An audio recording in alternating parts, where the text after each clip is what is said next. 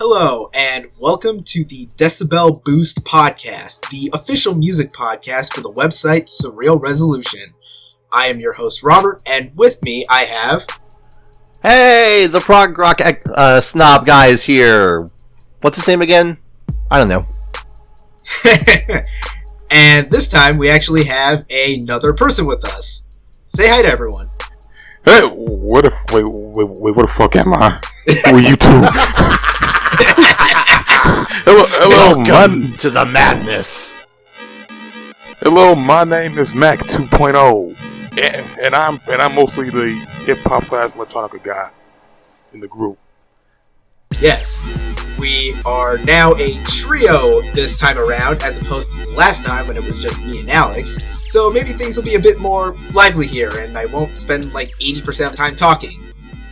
Yeah, we tried things out with Mark 1.0, but he kind of malfunctioned on us, so yeah, we have 2.0 with us. A newer model. Yeah, it's an upgraded model. Hooray. Alright, I suppose we should start with the formalities, so I should ask, how have you gentlemen been? Okay, I guess. I'm still alive, so there's that. Yeah, things have been kind of just same old. School getting back to the swing of things. Club organization finally started its weekly meetings, so I have that to look forward to. And I finally got all the documents I had to sign for my new job, which is what I've been doing all day before we started recording this. So many papers. All them papers. That sure does sound riveting. It's, it's what you gotta do, I suppose. Yeah, most of them... yeah. You act good? Alex, you can go. Nah, that was all I had to say. You were gonna say something? Oh yeah. Okay, so, like for me, I just been, writing, like I'm writing my own site, which I got, which I'll tell you about later. But yeah, I catch up with some shows, Atlanta, which is good, which you should watch. But yeah, all things are going good in my end. Yeah, I got the premiere of that earlier. I liked it a lot, quite a bit. Alright, so I suppose if there is nothing else to cover, then we shall get into some of the new music that came out over the past week. First off, this one is more or less for me. I'm a big fan of synthwave music, that really cheesy, like retro 80s style of electronic. And a new single came out from one of my favorite artists in that genre, Confrontational, which lies more in like I guess you would say the cheesy 80s kind of glam rock side of synthwave. Like the synths are very like dark and haunting, but there's also a whole lot of shredding guitar work. Ooh. It sounded like I got Alex's attention a bit. Yes, you did. That's right up my alley. I know. It's just some sublime 80s cheese. The best kind. And that's all I have to say on that song. It's just, good 80s cheese. Moving on, it's Wednesday, which means earlier the newest free single from Adult Swim has dropped. And this one comes to us courtesy of ambient electronic producer Tim Hecker. And this is my shit. Okay, the track is called Veil Scans. And listen to this. I was immediately into this fucking track. I really like I don't hear much of this guy, but like I'm planning to I got a lot of music to hear. But man, like him before on the like last year and last year he did, or not last year, but 2 years ago. 2014. 2014, yeah, that was slipping. But the whole ambient beat, the whole ambient sounds, which got me thinking. While I'm like, it just wastes my mind. Like it takes my mind out of nowhere, and I am just so fucking buzzed listening to this track. It's just. I need to listen more to this guy. I really need to check more of his stuff out.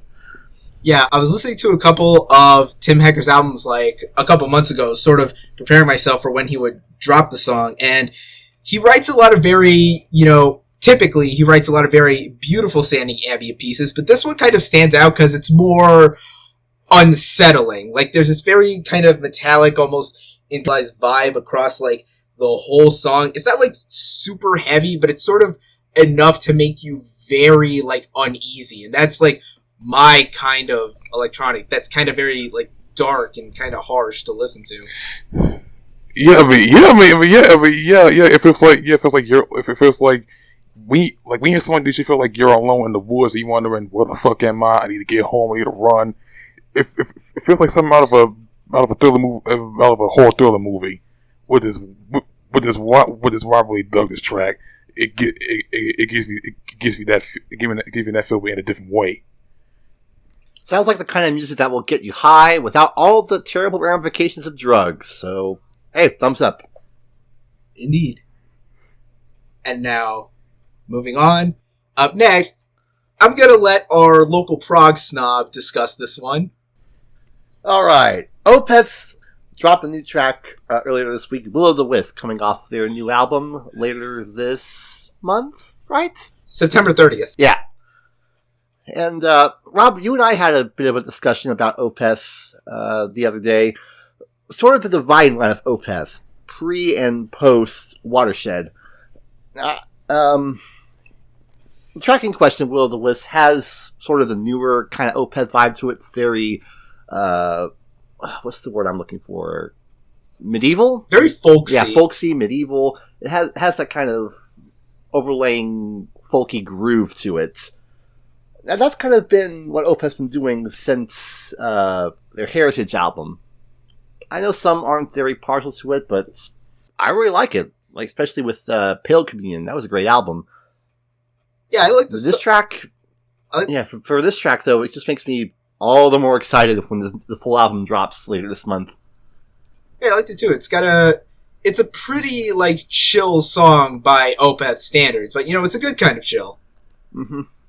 I can kind of get why Michael Ackerfeld doesn't want to do the growls anymore, because speaking as someone who's tried that at loud volume, it is hard to maintain, and it'll fuck up your throat. Wait, you've tried screaming before? Yes, and growling. It's painful. Huh. Maybe I should be glad I never tried that. Yeah, trust me, it's a lot of hard work to keep up. That's how about me getting a shot. Alright, so moving on from that, a new track dropped, one by one of my favorite bands within the metalcore genre. Stop laughing, whoever's listening to this.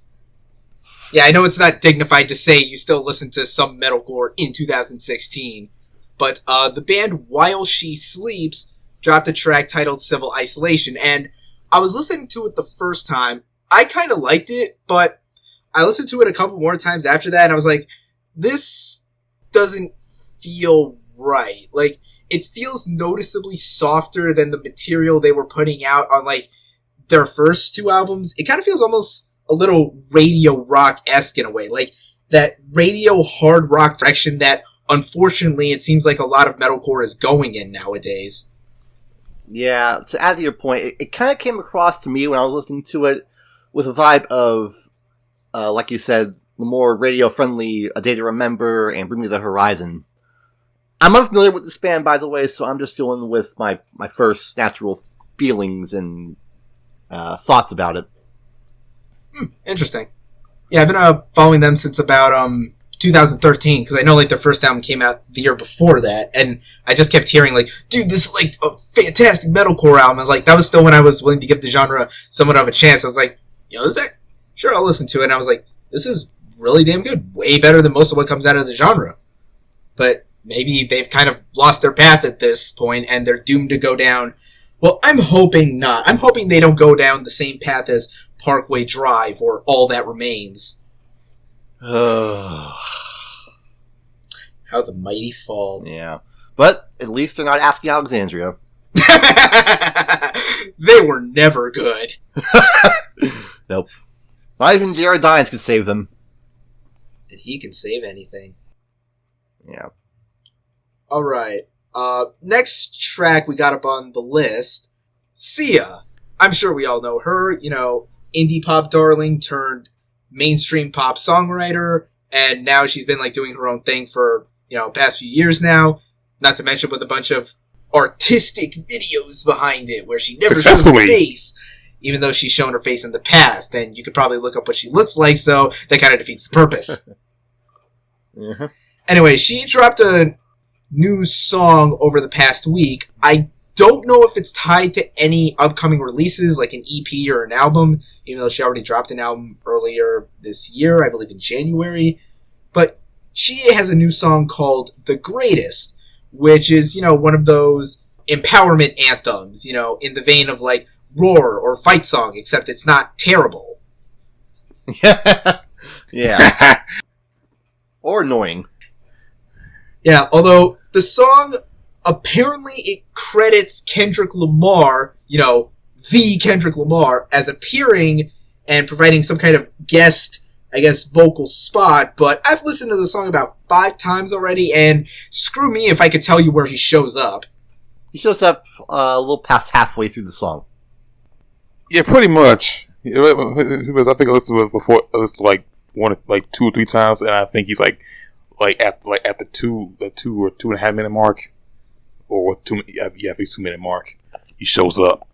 Wait, isn't that like that little like bridge part where there's a bunch of like low voices that are kind of like building up to the last chorus? Yeah, I think. Yeah, pretty much. Well, that seems like a waste of a Kendrick. Like, he has about as much presence on that song as Janelle Monáe did on that song "We Are Young" by Fun. Assuming anyone remember that. God damn, I hate that song. The chills are running through my body right now. Oh, wow. I think I got to Alex. I apologize for that. Yeah, okay, yeah, but as for the song "The Greatest," this song's pretty good. I think she is a good singer, and I listen to most of her stuff too much. And Kendrick got a good verse. It got a good verse in there, and he got to do his thing in there. And the video, which I saw itself, it was it is like it got that empowerment. It's very empowering, and not to mention the beat. I mentioned the beat is actually good. The production is actually good. Actually, gives that punch that most dance hall stuff you see today that doesn't work, aka one dance. Yeah, I kind of like that weird exotic percussion that was kind of like underlying it. I don't know what you would call that specifically. I don't know what instrument it is or what kind of sample it's from, but I kind of like that as part of the beat. Yeah, Sia, new song. Maybe it's a sign of something new to come, or it's just a one-off thing for the time being. Who knows? Moving on, I mentioned this in the pilot episode, but during the week before we recorded that pilot, there was a new single, the comeback of emo rock icons American Football. And literally today, like about a week after we recorded that, they dropped yet another new single called Give Me the Gun. 'Cause emo. Ooh, how edgy. Ooh. Dark and edgy, motherfucker. Well, to be fair, it's not like My Chemical Romance, Like, this is actual legit emo and not just, like, mainstream, like, alternative hard rock from the mid-2000s. But, yeah, it's about, like, it's your typical emo song. Although this one, the guitarists tend to emphasize, like, a lot of harmonics for, like, its melodies and stuff. That's the thing that stood out to me the most about it. And, it's all about making you feel sad and depressed about life, even though these are dudes that are probably in their 30s at this point.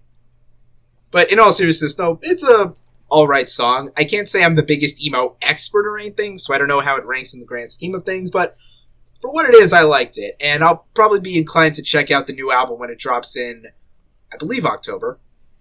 Anyway, up next, I'll let Mark talk about this one, since he is the hip-hop guy. So, guess who, Earl Sweatshirt released a new track today called Death Whistles. Yes. Now, people know Earl Sweatshirt, the former member of Odd Future. I don't know. Are they still I don't think Odd Future... it's kind of like up in the air as to whether or not Odd Future is even still a thing anymore. I don't think there's a straight answer on that. So anyway, he posted this new track called Death Whistles following his also single, Balance, which is still my favorite single so far. And as for this one, and as for this one, Death Whistles, yeah, I can still sense some. I can sense some of the feeling I got from Balance. Only this one's, well, it's longer. It's longer, and it does have like sort of like the same feel I got from that previous song. I don't know. Like, I think he got the guy earlier, Knowledge, the same guy who did this. The singer did that earlier. Yeah, he produced the beat, and I think the song actually premiered as part of like a radio show that the two of them do together. Oh yeah. That part I heard about. Like, I think the track I heard is pretty solid. Like, I think I like Bounce better, but I think this one, this was a solid thing. I heard, like the production. I think the production, like, pretty much the same. Pretty much, I'm also say this. It's pretty much almost kind of the same thing, but, well, not the same thing, but it's parallel to the last song I heard. But it's a pretty good track. Like, it's from what I heard from Earl, and I don't know if he's got like some new EP coming out or an album, or I don't know, like, I don't know what stuff he got coming out nowadays, but like, from what I heard from this, I like what I'm hearing. Yeah, I like the song a bit myself, and to sort of echo what you said about like how it parallels Balance, both songs are very. Earl Sweatshirt writes a lot of very depressing, sort of melancholic rap music. That's just common knowledge, but these sort of push that even further. Like, they're more low-key and somehow even more depressing. Although it's kind of hard to tell with Death Whistles because the upload of it was very, like, it sounded like a very rough, unfinished version of this song. I don't know, yeah. I don't know if they're maybe gonna, like, go back to it and maybe, like, polish it up for if they're doing something together and they're gonna fix it up for that, but I liked it. So I look forward to if they're doing something together. I hope so. And last of the new songs that I found very interesting, a new single by a rapper who I've known about since about last year, November of last year, I believe, but I need to check out more of his stuff. Rapper Kool Keith dropped a new single called Life. And you two might actually know this name, because you remember when Toonami was doing the Intruder 2 event? Yeah. Yeah. One of the at some point they aired a music video during that event, which was part of a single from a collaborative album that involved rapper Kool Keith and producer La Orange. I believe it was called The Green Ray. And that actually got me to check out the collaborative album that they did together, which ended up being, I believe I had it at number 18 in like my top 25 albums of 2015, because I really like that album, and I really like Kool Keith's rapping on that album. And so with this new song, he's dropping it as promotion for a new album that I believe he's coming out with next month, or maybe the month after. And it's a, pretty cool track. It's, pretty standard hip-hop production, those kinds of drums, and I believe also a lot of sampling of, I want to say, Malcolm X. I'm having a little bit of difficulty remembering who it was, but yeah, I do believe he samples speeches from Malcolm X and then sort of constructs his lyrics as sort of, I guess, parallel to the messages of the speeches he was sampling. So there's some cool lyrics, some cool flow, cool beat, just, good song overall. And I believe that takes care of all the new music. So now we are going to get into the news.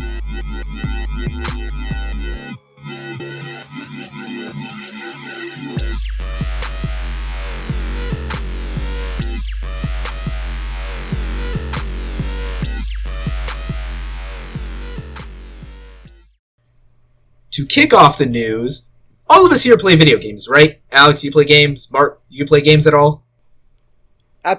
Absolutely. Not much. Well, I know that even if you don't play games, I know there's one thing here that we all do have in common, being fans of Run the Jewels.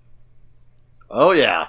Oh, yeah. Yeah, so this first bit of news relates back to that. Over the last week, Microsoft released a gameplay trailer for the multiplayer mode of the upcoming Gears of War 4. And the big sort of promotional stint behind it was that it contained a preview, the first official preview of new music from the upcoming release Run the Jewels 3, with the track officially being titled Panther Like a Panther.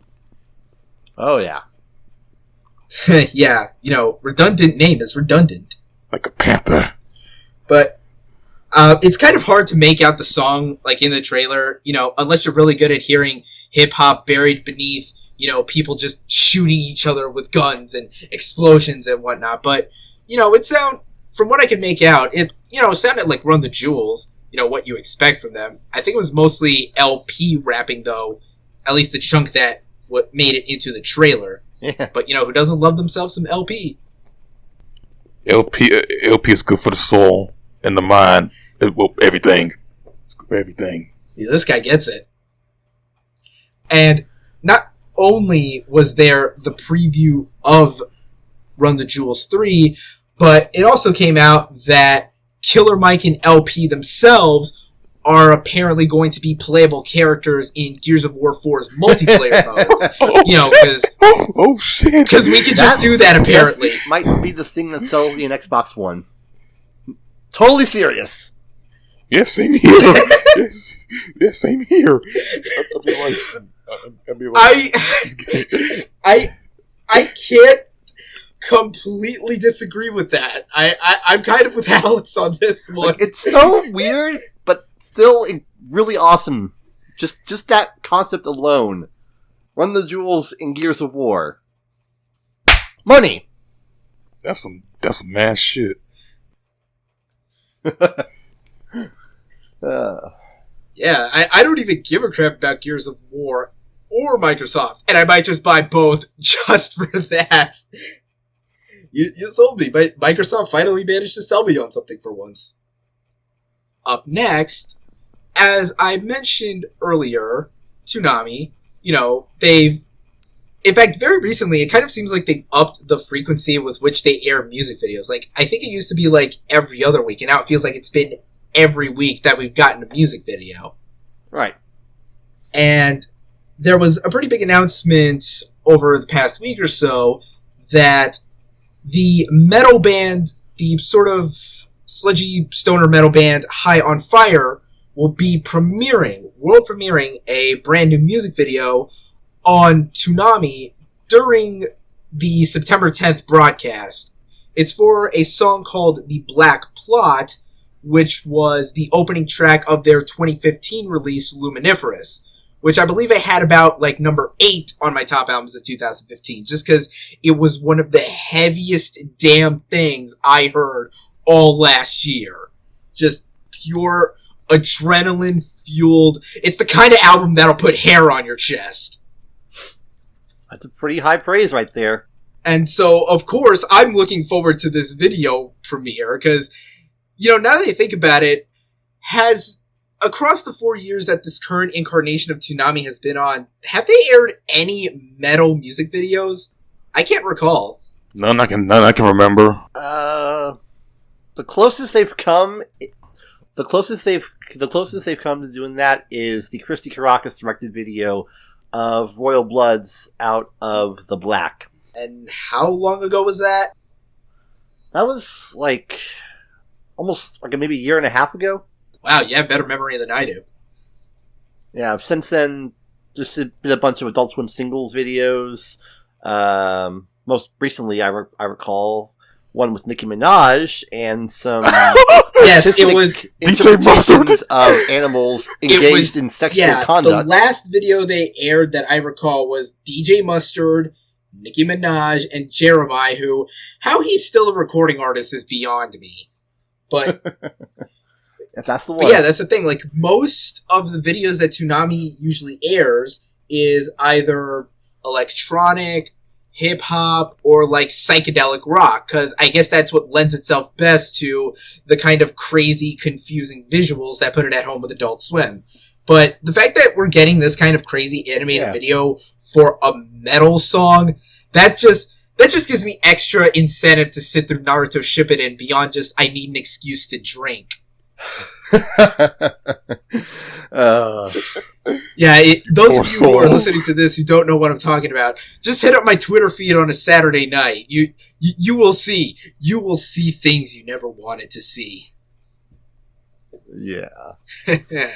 All right, and sort of keeping with the metal news for a minute, the band Helmet, who most people would only recognize for their 1990s album Meantime, which is considered one of like the quintessential 90s like metal albums, have announced today that they're dropping their first new album in 6 years on October 28th, titled Dead to the World. Now, I've listened to every single Helmet album.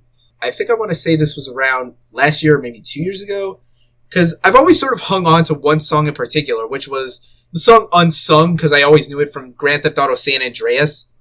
Literally, like, playing that game, I never took the radio stations in the cars off the 90s rock station Radio X. So from that, that Helmet song was actually my favorite of that playlist. So eventually I got around to listening to every Helmet album, and I was like, you know, their current stuff isn't all that great, but it's alright, I guess. I'm probably going to check out this album. Hopefully it gives me something decent. It doesn't completely waste my time, but that's all I really have to say on that. I got no comments. I'm unfamiliar with them. Well, you should listen to the Meantime album, Alex. That's classic 90s right there. Okay, writing it down. Okay. Alright, so now we're going to move on to our last few bits of news, all somewhat hip-hop related, and we kind of have to switch to, I guess, a down note, you would say. Yeah, a down note. Although not as much if you get the guy was saying. Yeah. So, anyway, sad kind of news. Jerry Heller, the former controversial manager of NWA back in the early days, has passed away last weekend at the age of 75. And if you know all the story about, about Jerry Heller and NWA and how they been managing from, for the past, for their early start in their career. And then him and Ice Cube, they had a falling out because okay, now look, you think you would feel sad, but I kind of don't, even though that's the guy kind of like fucked over Ice Cube like early in his career, and Easy knew about Easy knew about the shit, and okay, like this is like basic knowledge, and this before Straight Outta Compton, by the way. I knew this shit about something, not sound like a hip hop hipster, which it's no, fuck you, I'm not. But I give the guy credit for giving the start to one of the early hip hop groups back in the late 80s, early 90s, and Ice Cube's one of my favorite rappers of all time. It's been all the time, and with the guy, and even though I respect Jerry for giving the start to those guys, but him later on, he was like, I don't speak ill of the dead, but he was kind of a dick. Come on, man. Even when we got released, you were saying, "Oh man, they don't treat me wrong. They made me look like evil bad guy," which they kind of didn't. Like they didn't play as like some evil asshole. Like they play as like any regular person. That's like an asshole that got the end. Yeah, I've heard that quite a bit through the grapevine as well. Like, even though like Jerry was kind of, I guess, somewhat foundational to the NWA becoming as big as they were, he was just a massive bag of dicks. That's the case with most managers, unfortunately. They're only in it for the green. And the money, too. That's what I call a joke on the spot. Yeah, and even in the movie, they didn't play him as some asshole. Like, it was a guy that actually gives a shit about the people he managing. At least the first half, the fun half, the fun first half of that movie. But yeah. what can I say? I mean, I can't say no shit about him. Like, he's not like the other music deaths that happened in 2016. And there's a lot of them. And oh god. They just keep dropping like flies. Too many people are dying. And not any of the people that probably should die. Disclaimer, we do not advocate the death of anyone in any case whatsoever. Yeah. And moving on to another bit of news. You're always worth more dead than when you're alive. Such is the case with our boy Tupac Shakur. Apparently, it's come out that handwritten lyrics for a song called Catchin' Feelings are on sale, I don't know where, for the price of about $38.5 thousand. Hot damn. And on the 20th anniversary of his death. Oh, yeah. It's been like, damn, it's been almost 20 years. 20 years to this day. I was like fucking 5 when he died. Shit. Yeah, like I said, you can make a lot of money off of dead people. And that's, I'm just gonna say that's kind of extremely depressing. Yeah, well, we've known this for years. I mean, they've been selling posthumous Tupac albums for a long time. Yeah, but like that, I can't say is all that bad, because, I mean, if it's stuff that he had already, like, I guess, recorded with plans to release in the future, I mean, it happens all the time. I mean, didn't, like, Jay Dilla come out with one of his many posthumous albums, like, this year? I think he did. I'm not sure, but I think it was like one I heard, but I ain't got to it yet. But, yeah, that's just, I guess, something to roll around in your heads, that apparently dead people can earn a lot of money for the living. Just the sad state of affairs that we live in. The dead begin to grin, y'all. And finally, for our last big piece of news, spoiler, Gucci Mane lies about some bullshit. The heck you say? The heck I do say, boy!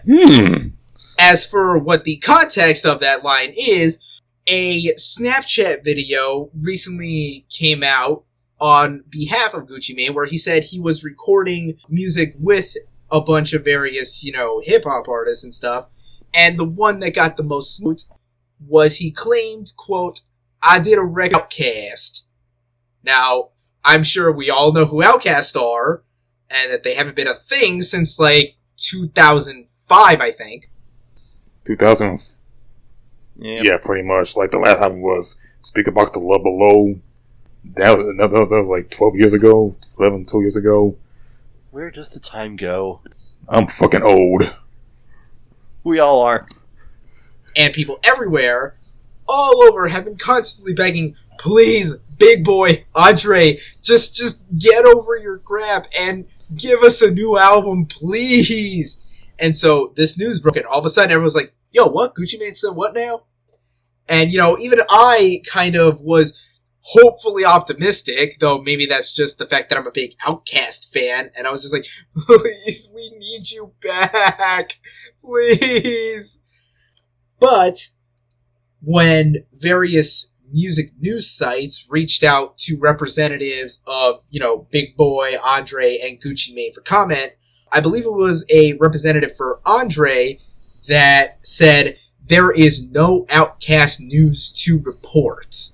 In other words, that be some bullshit. Gucci Mane lies. And worst off, he lied about a thing that everyone's hopes up for nothing. In related news, the sky is blue, water is wet, and fire is hot. And pizza is delicious. No. Okay, now. Look, this two parts to blame. First is obviously Gucci Mane for saying like, I don't know if he did right for out. Like when he said I did right for OutKast. I don't know for OutKast, for Wayne, for Boosie, for Project Pat, for E40. I don't know if he made either a song or album, but the way he says, like, it was kind of vague. I was scared when I heard that news, everybody just jumped on the news saying like, "It's gonna be an OutKast album. Oh boy, it's gonna be an OutKast album." And then when I heard it was all fake, I was like, I fucking knew it. I don't know if it was like I say it's Gucci's fault or people that hyped the shit up that got us to believe in it, and then got our hopes crashed down and burned to abyss and flame. Like I do want to hear some stuff for OutKast, like OutKast, like they've been one of my favorite southern hip hop groups, and and there might be who knows, they could have, they still making music separate. Like I know Big Boy does some stuff, and I know recently Andre been appearing on some tracks. Like I know he was on Frank Ocean's album, he was on Travis Scott's new album, he was on Life of Pablo. I'm sorry. And, yeah. I listened to that album. I just got like Vietnam flashbacks. I listened to most of it. It's a disappointment. It is. I like some of the songs, but it's not one I would defend. There's nothing. Like I could like something, but I'm not gonna defend. I'm not gonna defend why I like it. But anyway, back to the Gucci Mane shit. Yeah, we're all pretty disappointed. To your point, maybe I should have seen this coming because the two have been doing a lot on their own. Big Boy, and because I know Big Boy's been busy with a project called Big Grams, which I think is a collaborative effort with this synth pop group called Fantagram. There we go. And in addition, I know recently he announced that he was doing a collaborative EP with none other than our boy Killer Mike. Oh, and that's pretty good considering the two had worked before. I think the two had worked before. Yeah, if I recall correctly, like I think Killer Mike's first major rapping material was a guest verse on the OutKast album. I forget the name, but I know it. I think it came out in 2003, and if I recall correctly, it was the album that had "Sorry Miss Jackson" on it. I think that was either Stankonia or I think it was Stankonia you're talking about. That might be it. I'll have to verify that, and I'll probably post the citation in the video portion of this podcast. Yep, you're correct. It is Stankonia. Just looking it up right now. It's that one. And so that was the one with "Sorry Miss Jackson" and the one that Killer Mike had a guest verse on. Yep. All right, so Big Boy's busy with that, and yeah, Andre's had his guest verses. Has he recorded anything any full solo projects recently? No, not what I know. I think it might happen. I guess he again. I just know there's other people's shit, but if it happens to then I'll be waiting. Yeah, I know, he also been doing a lot of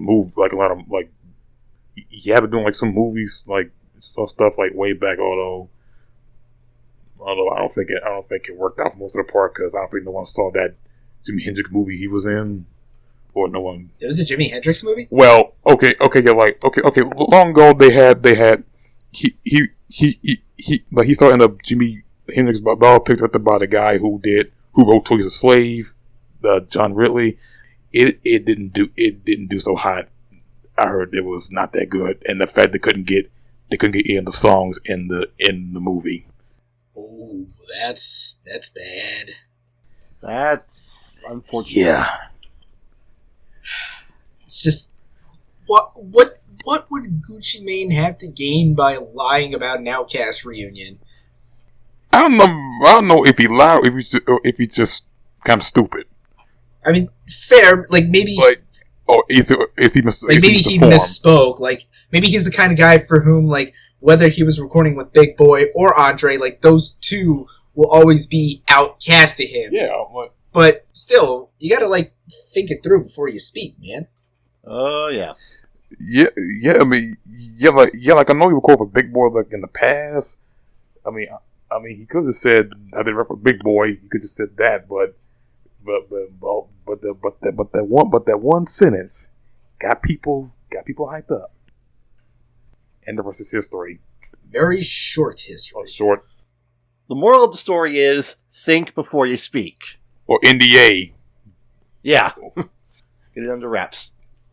All right, and I believe that covers all the news of note over the past week. So now that we've gotten through all the new music, as well as all the interesting news, the only thing that I suppose would be left would be to take a look at any upcoming releases for Friday, September 9th, of note that I thought worth mentioning, but the calendar kind of feels like a little bit of a dead zone. Like, I've noticed that with music, almost kind of like film, back part of August, first part of September is usually just a dead zone where there's nothing. Yeah, not a whole lot to talk about.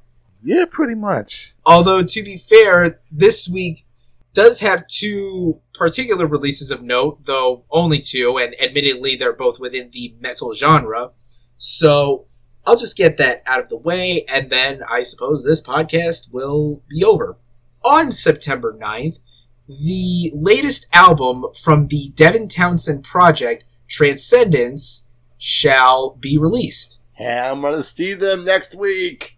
Yeah, good for you, Alex. You get to see my precious, prog homeboy. Yeah, I get to see Devin Townsend and Between the Buried and Me. I've seen them 3 times. Woohoo, lucky you. And the other major release within the metalcore genre, one of the few metalcore bands that's still pretty consistently excellent, there's a new Norma Jean album dropping titled Polar Similar. And I guarantee you, the second that it comes out, I am listening to that, because I freaking love Norma Jean, and they've never put out a bad album in my opinion. You know anything about them, Alex? I can't say anything, no. Oh, dude, you're missing out on some quality stuff. Yeah, I'm aware. That shall do it for this week's episode of the Decibel Boost Podcast. And now we shall leave you with where you can find us on the internet. So, Alex, where can they find you?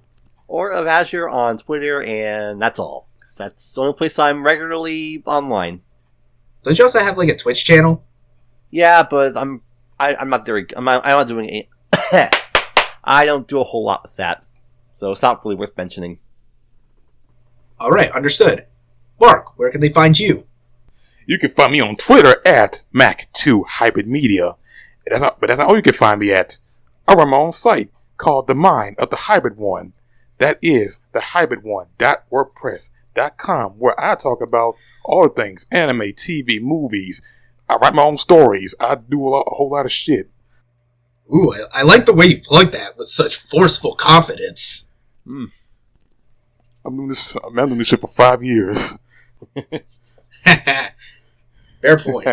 And as for me, you can find me on Twitter at Rob Barracuda. You can also find me on a couple other social media sites, namely AskFM and Instagram, by that same name. That is also the name of my YouTube channel, although if you're listening to this, you're probably already on that YouTube channel, so you probably already figured that out. And one more thing, as I mentioned earlier at the very beginning, this is the official music podcast for the upcoming website Surreal Resolution. That website will be launching soon, and you can follow them on Twitter at Surreal Rezo. And once again, I must shout out the producer Mr.E for allowing me to use his music for this podcast. Don't worry, Mark, you'll hear it once the finished version is uploaded. Yep. Future Rob will edit that all in later. The best Rob, Future Rob. Not to be confused with Future, or Future Boomin', or any other music artist that has Future in their name. You mean Metro Boomin? Well, hey man, bad things happen if I don't trust you. I know, right? Alright, so that'll do it for this week. Until next time, peace out. Bye! Latest.